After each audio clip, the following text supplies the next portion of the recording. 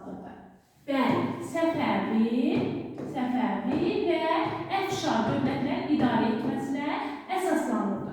Burada sosial qruplar var idi. Məsələn, hansılar idi bunlar? Feodal təbəqəsi, kəndli təbəqəsi və sənətkarlar. Əsasən, əsas dayaq hansı idi? Yəni, əsas qrup hansı idi? Feodallar və kəndli təbəqəsi idi. Bəli, feodallara baxsaq, görərik ki, xanlıqlar dövründə əsasən feodal qrupunu təşkil edirdi kimlər? Xan, sultan, məlik, elbəyi, bəy, bir də ruhani. Bəli, bunlar feodal qrupunu təşkil edirdi. Bir də sayılır xan, sultan, məlik. Məntiqi cəhətdən xanlıqlara bölünürdü, başında kim dururdu? Xan. Sultanlıqlara bölünürdü, kim dururdu başında? Sultan. Məlikliklərə bölünürdü, kim idarə edirdi? Məlik. Elat qoşunları vardı, kim başçılıq edirdi onlara? Elbəylər, bəylər, bir də ruhanilər idi, doğrudur. Bəs kəndli qrup neçə yerə bölünürdü? Kəndli qrupu da 3 yerə bölünürdü. Məsələn, rəiyyət, rəncbər, bir də elat, doğrudur.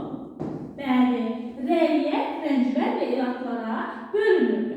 Yaxşı, deyin görün mənə, əsasən divan, vəqif, mülk torpaqlarında çalışırdılar. Feodala və dövlətə vergi verirdilər. Kimlər? Rəiyyətlər, doğrudur. Bəs torpağa və təsərrüfata malik deyildilər. Feodalın torpağında çalışırdılar və məhsulun 2/3-ni vergi kimi verirdilər. Bunlar kim idi? Bəli, rəncbərlərdən söhbət edir, doğrudur. Bəs yaxşı, köçəri maldarlıqla məşğul oldular, qoşunun əsas hissəsini təşkil edirdilər və buna görə də az vergi ödəyirdilər. Bunlar kimlər idi? Bəli, elatlar idi və elatlar da kimlər başçılıq edirdi? Elbəylər, doğrudur. Yaxşı, deyin görün mənə, dedik ki, dövlətin başında dururdu xan, düzdürmü? Xan hansı səlahiyyətlərə malik idi? Qanunverici idi, icra edici idi, məhkəmə idi, qeyri-məhdud hakimiyyətə malik idi, doğrudur, bəli. Xanın ən yaxın köməkçisi kim idi? Vəziri idi onun, bəli, vəzir idi, doğrudur. Yaxşı, deyin görün mənə, əvvəl biz keçirdik, məsələn, əsas 4 xanlıqda divan, yəni xan şurası var idi. Bəzən testə düşür ki, bütün xanlıqlarda xan şurası var, xeyr, bu səhvdir. İndi düzdür, onları yığışdırıblar.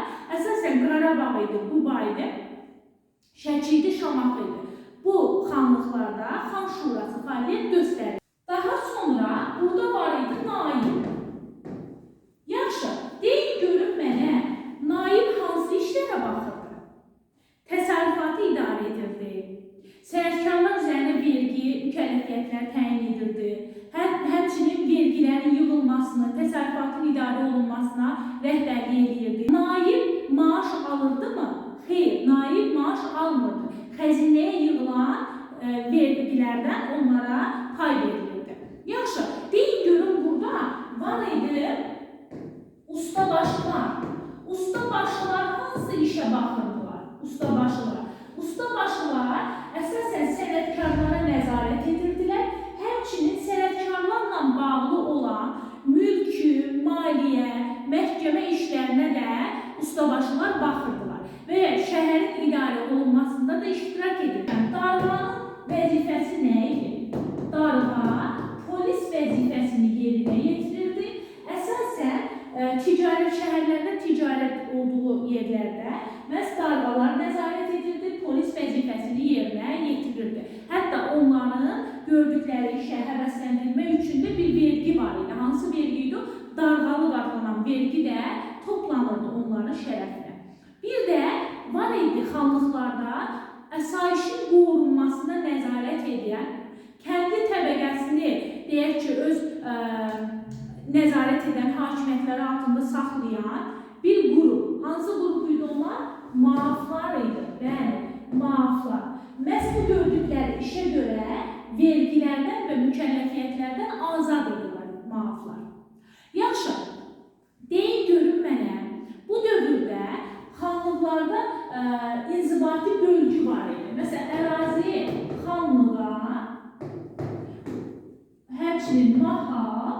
və kəndlərə bölünür. Xanlığı bildik ki, xan idarə edirdi. Mahalları idarə edirdi naiblər. Kəndləri də idarə edirdi kənd xudlar və yaxud yüzbaşılar. Yaxşı, burada var idi kələntərlər. Bəs kələntərlər haranı idarə edirdi? Şəhərləri, bəli. Yaxşı, sonra burada var idi şəhər ağsaqqalları. Onlar da, məsələn, vergilərin yığılmasına nəzarət edirdilər. Doğrudur.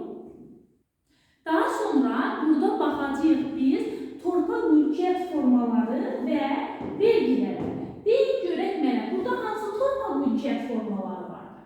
Məsələn, olduğu kimi mülküdür, qalmışdı, vəqfidir, qalmışdı, ondan sonra icma torpaqları idi, qalmışdı. Bunlar əllərdə də bilirsiniz ki, məsələn, dini idarələr, ruhanilərə məxsus torpaqlar vəqfdir, cəmaata məxsus torpaqlar icmadır, feodala məxsus torpaqlar mülkdür. Bu dövrdə yeni yaranan torpaqlar da vardı. Yəni, yeni yaranan torpaq hansı idi? Bəli, xan torpaqları idi.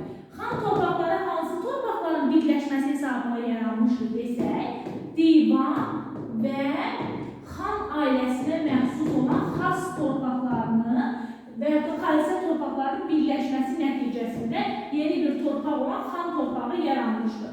Bir də burada tiyul torpağı var idi ki, ən aparıcı torpaq mülkiyyət forması bu dövrdə hansı idi? Tiyul torpağı idi. Bəli, bəs tiyul torpağını biz nə vaxtdan eşitmişik? Hansı dövrdə? Səfəvilər dövründən, bəli. Hansı torpağı əvəz etmişdi? Soyurqalı, doğrudur. Qaraqoyunlu, Ağqoyunlu dövrünə yaranan soyurqalı Səfəvilərdə tiyul əvəz etdi, xanlıqlarda da qalmışdı. Hətta xanlıqlarda aparıcı torpaq mülkiyyət forması idi və şərti xarakter daşısa da zamanla irsən keçməyə də başlamışdı. Bəli. Daha sonra biz burada baxacağıq vergilərə. Məsələn, əsas vergi nə idi burada? Mal, cəhət. Deyir ki, onda birindən 1/3-ə qədər dəyişirdi xanlıqdan xanlığa. Daha sonra burada var idi bağlardan istifadə müqabilində bağbaşı vergisi, bağbaşı, otlardan istifadəyə görə hansı idi? Çöp başı vergisi var idi. Ondan sonra bayaq dedik ki, bu vergi yığan məmurun məsələn də şərəfinə hansı vergi yığılırdı? Darğalıq. Yəni, darğanın əsaşı qorumaqla yanaşı, polis vəzifəsini yerinə yetirməklə yanaşı, vergi sahəsində də hüququ, vergi yığılma sahəsində də bunun hüququ var idi. Ondan sonra burada var idi bayramlıq. Məsələn, bayramlarda rəiyyət feodalın şərəfinə bayramlıq gətirirdi. Ondan sonra burada vardı mirzə, yanə və kələntərlik var idi ki, əsasən kələntərlik, düz yazmadım deyəsən, olsun. Bu vergilər də var idi. Dəftərxananın və yaxud da inzibati qurumların saxlanılması üçün yığılan vergilər idi. Vergilərdən də bu qədər. Daha sonra biz burada baxacağıq. Məsələn, ipəkçiliyin inkişaf etdiyi şəhərlər var idi. Məsələn, Şəki idi, Şamax idi, Qarabağ idi, Naxçıvan idi, Lənkəran idi. Burada ipəkçilik inkişaf etmişdi, düzdürmü? Məsələn, çəltikçilik var idi. Lənkəranda inkişaf eləmişdi, çəltikçilik. Sonra məsələn, pambıqçılıq var idi. Naxçıvanda, Şəkidə, Şamaxıda inkişaf etmişdi. Sonra məsələn, burada zəfəran var idi. Məsələn, Abşeron bölgəsində. Məsələn, var idi neft, duz məhsulları. Bunlar haradaydı? Əsasən Bakıdaydı. Daha sonra vardı burada balıqçılıq. Balıqçılıq harada inkişaf etmişdi? Xəzər dənizi və Kür çaylarında inkişaf etmişdi. Bəli. İndi də məsələn şəhərləri sual-cavab edək. Deyin görək, hansı şəhərlər burada əslində iki şəhər idi ki, yeni yaranmışdı, yeni salınmış şəhər idi. Bəli, biri yeni Şamaxı idi burada, yəni yeni Şamaxı haraydı? Yeni Şamaxı Ağsu şəhəri idi. Bəli, Ağsu idi. Bir də vardı burada Şuşa, yəni Pənahava. Şuşa qalası bilirsiniz ki, Pənahlı xan tərəfindən salınmışdı. Yaxşı, hansı şəhərdə bura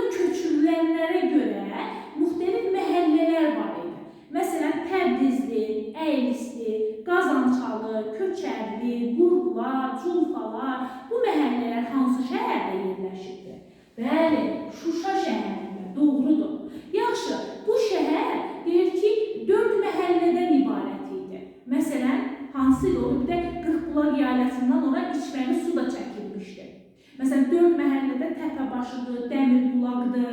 Məsələn, 2 dənə var, onu da siz deyin.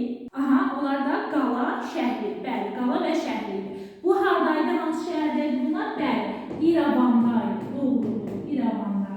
Bəs yaxşı, Əsgəran qalası burada tikilmişdi ki, həmin o əsas şəhərə gedən yolu qorumaq üçün. Bu hansına aiddir? Bəli, Əsgəran qalası Şuşa şəhərinə gedən Əsgəran qalası Şuşa şəhərinə gedən yolu qorusunlar deyə əsgərlər üçün tikilmişdir. Doğrudur. Yaxşı, bəs deyin görün mənə, hansı şəhərdə bu sənətkarların gördükləri işlərlə bağlı məhəllələr var idi? Məsələn, şal toxuyanlar, şabarlar, sabunçular, çanaqçılar və s. zərgərlər, xərratlar və s. kimi şəhərlər salınmışdı, məhəllələr salınmışdı daha doğrusu bu şəhərdə. Hansından söhbət gedir? Bəli, burada Şəkidən söhbət gedir, doğrudur. Bəs hansı xanlığımızda Muci, Lahıc, ondan sonra kəndləri var idi buranın? Bu hansı idi? Bəli, Baskal həmçinin. Bəli, Şamaxı xanlığında Muci, Lahıc, Baskal kimi kəndləri var idi. Məsələn, Lahıcda daha çox mis, silah və s. düzəldirdilər. Muci ilə Baskalda da sənətkarlıq və s. sahələri burada inkişaf eləmişdi. Yaxşı. Məsələn, burada deyək ki, xanlıqlar dövründə əsasən tikmə işləri var idi, kəlağaylar var idi. Kəlağayı ipək saplarla hazırlanırdı. Bir də gümüş və qızıl saplarla hazırlanan bədii tikmə növü var idi. O nə idi? O da deyək ki, güləbətin idi. Güləbətin. Güləbətin əsasən qızıl və gümüş saplarla tikilirdi. Bədii tikmə növüdür. Bir dənə bədii tikmə növü var idi burada. Təkərbüz idi. Əsasən də vətəni haraydı? Şəki idi. Şəki. Doğrudur. Bu əsasən abituriyentlərə çox düşmür. Bunu MİQ və sertifikasiya hazırlaşan müəllimlərə görə xırdalığa gedirlər. Daha sonra burada bunlar bədii tikmə növləri idi. Bəli. Sonra burada məsələn müxtəlif xalçalar toxunurdu. Saxçıda güllər, bağçada güllər və s. kimi xalçalar var idi. Sonra məsələn Heydər Əliyev fondu neçənci, daha doğrusu 18-ci əsrə aid olan hansı xalçanı? Bəli, Qarabağa məxsus Xətai xalçası verilmişdir. Doğru, Xətai xalçası var, verilmişdir, bağışlanmışdır hədiyyə olaraq.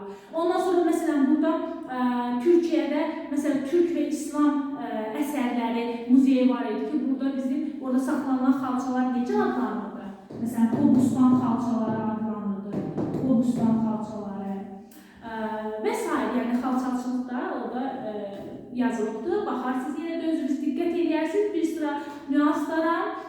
Daha sonra baxırıq əsas xanlıqlar dövründəki memarlıq abidələrinə. Baxaq görək 18-ci əsrə aid memarlıq abidələri. Məsələn, Nazim Hikmət bizim hansı memarlıq abidəmizi demişdi ki, yəni onu kifayətdir ki, dünyaya göstərək, digərləri heç lazım deyil. Bəli, Şəki Xan Sarayı. Şəki Xan Sarayı, doğrudur. Usta Əbbəs Abbasqulu tərəfindən 1763-cü ildə tikilmişdir. Hətta deyir ki, şəbəkələr üsulu ilə tikilmişdir. Bəs nə vaxt UNESCO-nun dünya mədənilik siyasətine daxil olur? 2019-cu ildə, doğrudur. Daha sonra məsələn Şuşada var idi. Qarabağda Şuşa qalası, bəli, ondan sonra Bayat qalası, Şahbulaq qalası, Əsgəran qalası, doğrudur. Həmçinin Şuşada Pənahabad məscidi, ondan sonra kitabxanası, bəli, doğrudur. İrəvanda böyük məscid vardı, bəli. Məsələn, neçənci ildədir? 1764-də. Güzgülü salon var idi, 1791-ci ildədir. Ondan sonra, məsələn, burada həmçinin Naxçıvan Xan Sarayı var idi. Məsələn, xanlıqlar dövrü olduğu üçün bir sıra xanlıqların sarayları var idi, təbii ki. Ondan sonra, məsələn, başqa nə deyə bilərik xanlıqlar dövründən İçəri şəhərdə Şamaxı darvazası yaxınlığında kompleksi var idi. Mesela Şamaxılar meşhur, Şamaxıda demirik de bunu. İçəri şəhərdə deyir. ki, yəni bu da xanlıqlar dövrünə aid qısa şəkildə sual-cavab etməyə çalışdım. Məhz xanlıqlar dövrünə aid ictimai, siyasi, mədəni